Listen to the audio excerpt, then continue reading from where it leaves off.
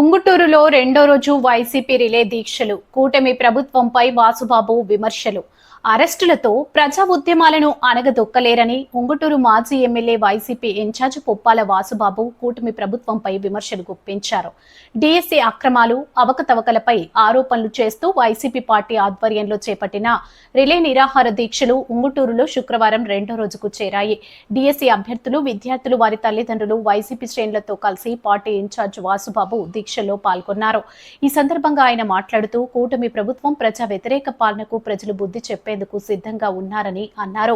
DSC అక్రమాలపై బాధితుల పక్షాన YCP శ్రేణులు నిరసన వ్యక్తం చేస్తుంటే కూటమి నేతలు పోలీసులతో అక్రమ అరెస్టులు చేయిస్తున్నారని, పలు చోట్ల దాడులకు తెగబడుతున్నారని ఆవేదన వ్యక్తం చేశారు. ఢిల్లీలో కాక్రోచ్ ఉద్యమానికి కేంద్ర విద్యాశాఖ మంత్రి రాజీనామా చేశారని, డిఎస్సి అక్రమాలపై లోకేష్ ఎందుకు రాజీనామా చేసి సిబిఐ ఎంక్వైరీ వేయించి నిజ నిరూపణకు సిద్ధంగా లేరని వాసుబాబు ప్రశ్నించారు. కార్యక్రమంలో నిడమర్రు జెడ్పీటీసీ కోడే కాశీ, పార్టీ మండల అధ్యక్షులు సంకు సత్యకుమార్, పార్టీ దెందులూరు పరిశీలకులు వెజ్జు వెంకటేశ్వరరావు, నిడమర్రు ఉంగటూరు ఎంపీపీలు దనుగొండ ఆదిలక్ష్మి, గంటా శ్రీలక్ష్మి, పెనుగొండ బాలకృష్ణ, ఎలిశెట్టి పాపారావు, బాబ్జీ తదితరులు పాల్గొన్నారు.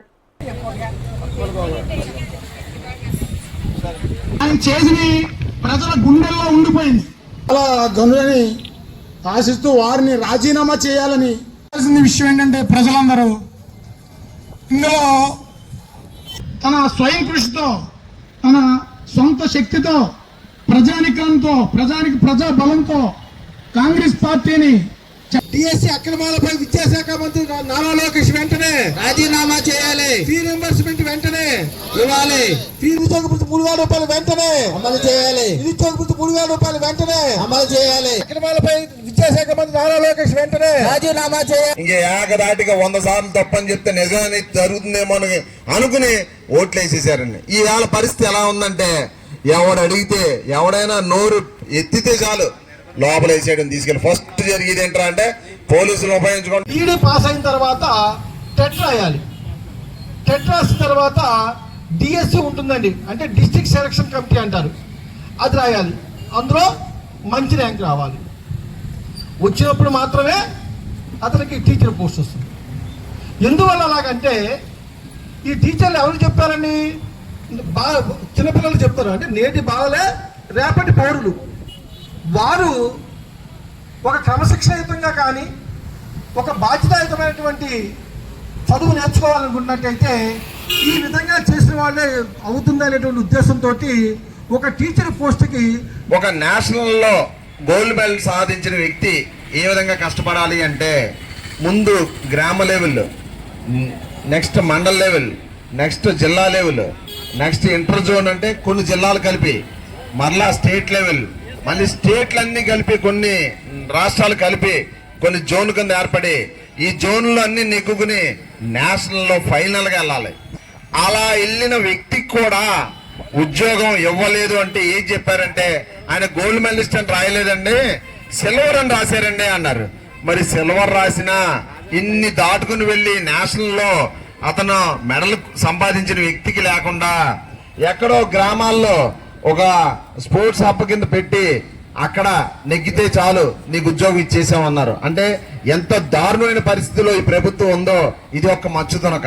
ఉంగుటూరు నియోజకవర్గంలో పార్టీ అధ్యక్షుడు జగన్మోహన్ గారు ఇచ్చిన పిలుపు మేరకు డిఎస్సి పరీక్షల్లో జరిగినటువంటి అవకతవకలు, ఉద్యోగ నియామకాలు జరిగినటువంటి అవకతవకల్ని కూడా విచారణ జరిపించాలని, విద్యాశాఖ మంత్రి బేషరతుగా రాజీనామా చేయాలని ఇచ్చిన పిలుపులో భాగంగా రెండో రోజు ఉంగుటూరు నియోజకవర్గం ఉంగుటూరు కేంద్రంలో నిడమర్రు మండలానికి సంబంధించినటువంటి కార్యకర్తలు, నాయకులు, విద్యార్థులు, నిరుద్యోగులు కూడా పెద్ద ఎత్తున శిబిరంలో ఈరోజు నిరాహార దీక్షకి కూర్చోవడం జరిగింది. ప్రతి నియోజకవర్గంలో కూడా 115 నియోజకవర్గాలు జగన్మోహన్ ఇచ్చిన పిలుపు మేరకు నిరాహార దీక్షలు చేస్తూ ఉంటే, విజయవాడలో మరి సీనియర్ నాయకులు, బ్రాహ్మణ కార్పొరేషన్ మాజీ చైర్మన్ గారు, మాజీ ఎమ్మెల్యే మల్లాది విష్ణు గారిని మరి అక్కడ సంబంధించినటువంటి కుటుంబ శాసనసభ్యులు వారి యొక్క గుండాలను తీసుకొచ్చి శిబిరాన్ని ధ్వంసం చేసి వాళ్ళందరి మీద కోడిగుడ్లు, ఇతర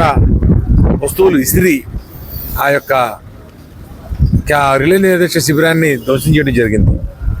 పైపెచ్చు దాంట్లో కూర్చున్నటువంటి ఈ ఎమ్మెల్యే గారు, మాజీ ఎమ్మెల్యే గారిని కానీ, ఇతర పెద్ద నాయకులు కానీ, ఉద్యోగులు కానీ, నిరుద్యోగులు కానీ నిన్న వాళ్ళు వచ్చి ధ్వంసం చేసి వీళ్ళని అరెస్ట్ చేయడం జరిగింది. ఇది ఎంతవరకు ప్రజాస్వామ్యంలో సబబని మేము అడుగుతూ ఉన్నాం.